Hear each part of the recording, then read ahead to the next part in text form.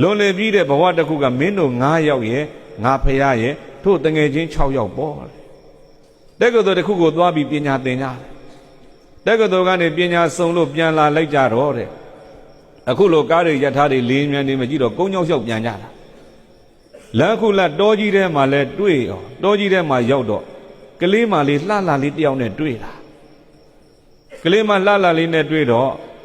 6ယောက်ထဲကမင်းသားတယောက်ကအဲ့ဒီကလေးမလေးနဲ့သွားပြီးချစ်မိကြိုက်မိတာအဲ့မှာကြံတဲ့9ယောက်ကဝိုင်းတားတယ်ဟိတ်ကောင်တတိထားကလေးမလေးတခြားကြီးနှစ်ဖူးမောက်တယ်နှစ်ယောင်ကောက်တယ်ဖနှောက်တိုးတယ်မျက်ထောက်နီးတယ်ဟုတ်ပြီလားအရေးမထွက်ဘူးဘလူးဖြစ်လောက်တယ်ဒါပြောကြင်တာအဲ့ဒီကိုမရောက်သေးဘူးနှစ်ဖူးမောက်တယ်လို့ပြောတာရှိသေးတယ်ချစ်နေတဲ့မင်းသားကဘယ်မောက်လို့လွယ်ဒီလောက်လှတဲ့နှစ်ဖူးကိုဟုတ်လားငါ6ယောက်မှာ9ယောက်ကနှစ်ဖူးမောက်တယ်ပြောတယ်ကြိုက်နေတဲ့လူကမောက်တယ်လားချစ်ရင်ပြစ်မမြင်တာပြောတာချစ်ရင်ဘာမမြင်ဘူးလဲမချစ်ရင်တော့ပြစ်ကပြန်မြင်တာပဲနော်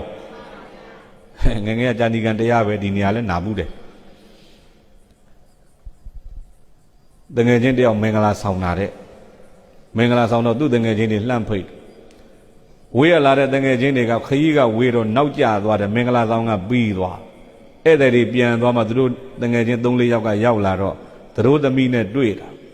သိတာကသူတို့သားနဲ့သိတာသူတို့သမီးလည်းမသိဘူးမြင်လည်းမမြင်ဘူးတော့နာမည်လည်းမသိတော့ပုံစံကြည့်ခေါ်မိတယ်ဟဲ့သခေါ်မှသူတို့သားဘယ်သွားတော့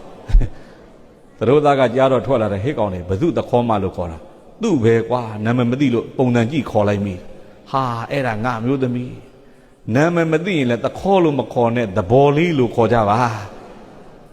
မခေါ်ဘူးသဘောလေးတဲ့အော်ဟုတ်ပါပြီကွာနောက်သဘောလေးလို့ခေါ်ပါ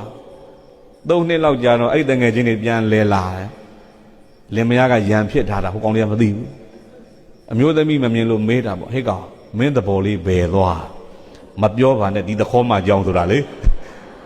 ရံလဲဖြစ်ရောသခေါ်ပြန်ဖြစ်သွားတာပြောတာဟုတ်ပြီလားချစ်ရင်ပြစ်မမြင်ဘူးမချစ်ရင်ပြစ်တွေပေါ်လာတာသူတော်ကောင်းတို့